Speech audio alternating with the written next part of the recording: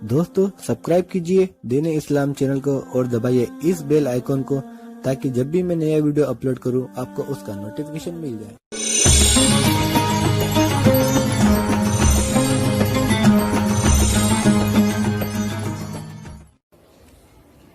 मुहतरम सामईन, अस्सलामु अलैकुम रहमतुल्लाहि तआला बरकातहू। मेरे प्यारे इस्लामी भाइयों, आज आप हजरात बीमारी के बारे में समाअत करें कि बीमारी क्या है। बीमारी एक बहुत बड़ी नेमत है, इसके फ़ायदे बेशुमार हैं। अगरचे आदमी को थोड़े दिन थोड़े वक्त इससे तकलीफ़ पहुँचती है, मगर हकीकतन इसकी वजह से राहत व आराम का एक बड़ा ज़ख़ीरा हाथ आता है। ये ज़ाहिरी बीमारी जिसको आदमी बीमारी समझता है, हकीकत में रूहानी बीमारियों का एक बड़ा ज़बरदस्त इलाज है। हकीकी बीमारी रूहानी बीमारियां हैं जिनसे हमेशा डरते रहना चाहिए और उन्हीं को मुहलिक बीमारी समझना चाहिए। बहुत मोटी सी बात जिसे हर आदमी समझ सकता है बल्कि जानता है कि कोई कितना ही खुदा और रसूल से गाफिल हो, मगर जब बीमार पड़ जाता है तो खुदा और रसूल का नाम लेता है और तौबा इस्तिग़फ़ार करता है। और यह तो बड़े रुतबा वालों की शान है कि तकलीफ़ का भी इसी तरह इस्तक़बाल करते हैं जैसे राहत व आराम का। मगर हम जैसे कम से कम इतना तो करें कि सब्र इस्तिक़लाल से काम लें, रो पीट कर आते हुए सवाब को हाथ से न जाने दें। और इतना तो हर शख्स जानता है कि बेसब्री से आई हुई मुसीबत जाती नहीं रहेगी, फिर इस बड़े सवाब से महरूमी दोहरी मुसीबत है, इस दुनिया में भी और आलम आखिरत में भी। बहुत से नादान जिनमें मर्द भी हैं औरतें भी बीमारी या किसी जिस्मानी तकलीफ में बहुत बेजा बातें बोल उठते हैं और बुरी हरकतें करने लगते हैं, बल्कि बाज़ औक़ात ज़बान से ऐसे कलमात निकाल देते हैं जिनसे ईमान ही खतरे में पड़ जाता है और अंदेशा होता है कि कहीं ये बात कुफ्र तक न पहुंच जाए, बल्कि अल्लाह अपनी पनाह में रखे, अल्लाह ताला की तरफ जुल्म की निस्बत कर देते हैं। ऐसे लोग तो बिल्कुल ही खसरत दुनिया और आखिरा का मिस्ताक बन जाते हैं। मुसलमानों को चाहिए कि वो अपने प्यारे और बरगुज़िदा रसूल सल्लल्लाहु अलैहि वसल्लम की प्यारी प्यारी हदीसें दिल लगाकर पूरी तवज्जो से सुनें, उन्हें याद रखें और उन पर अमल करें। अल्लाह ताला तौफीक खैर अता फरमाए, आमीन।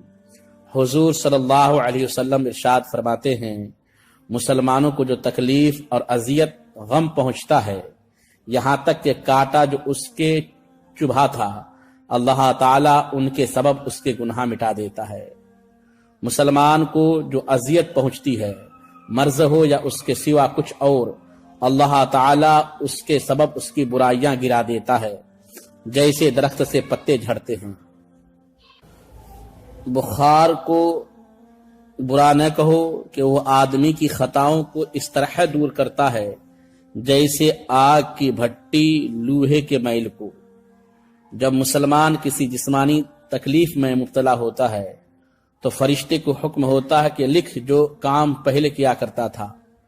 तो अगर अल्लाह उसे शिफा देता है तो धो देता और पाक कर देता है, और मौत देता है तो उसे बख्श देता है और रहम फरमाता है।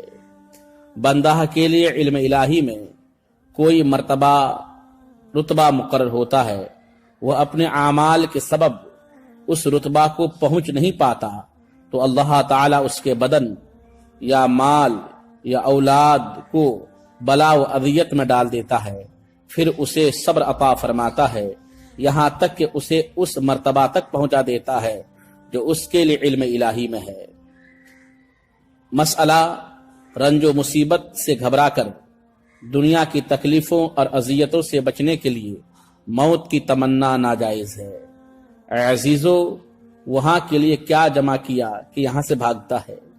अगर मौत की सख्ती से वाकिफ होकर आरजू करे काश तमाम दुनिया की तकलीफ मुझ पर हो और चंद रोज मौत से मोहलत मिले।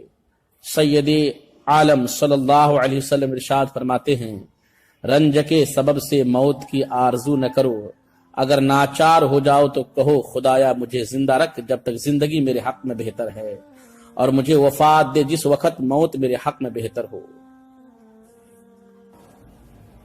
بیمار کی عیادت کو جانا سنت ہے، اس کی بھی بڑی فضیلت ہے۔ چند احادیث سماعت کریں۔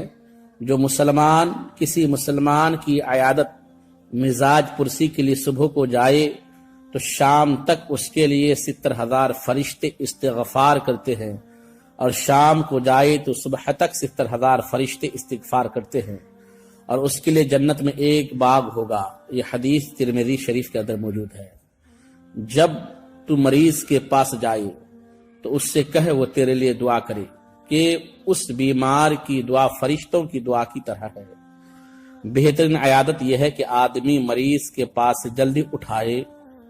جب مریض کے پاس جاؤ تو عمر کے بارے میں دل خوش کن بات کرو، یہ کسی چیز کو رد نہ کر دے گا اور اس کے جی کو اچھا معلوم ہوگا۔ جب کوئی مسلمان کسی مسلمان کی عیادت کو جائے تو 7 بار یہ دعا پڑھے، اگر موت نہیں آئی ہے تو اسے شفا جلدی ہو جائے گی۔ اسأل اللہ العظیم رب العرش العظیم ان یشفیک، اللہ عظیم سے سوال کرتا ہوں جو عرش کریم کا مالک ہے کہ وہ تجھے شفا دے۔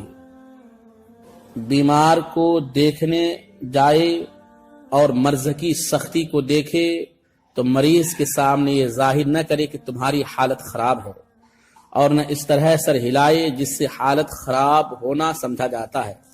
مریض کے سامنے تو ایسی باتیں کرنی چاہیے جو اس کے دل کو بھی بھلی معلوم ہو، اس کا مزاج پوچھے اور تسلی دے۔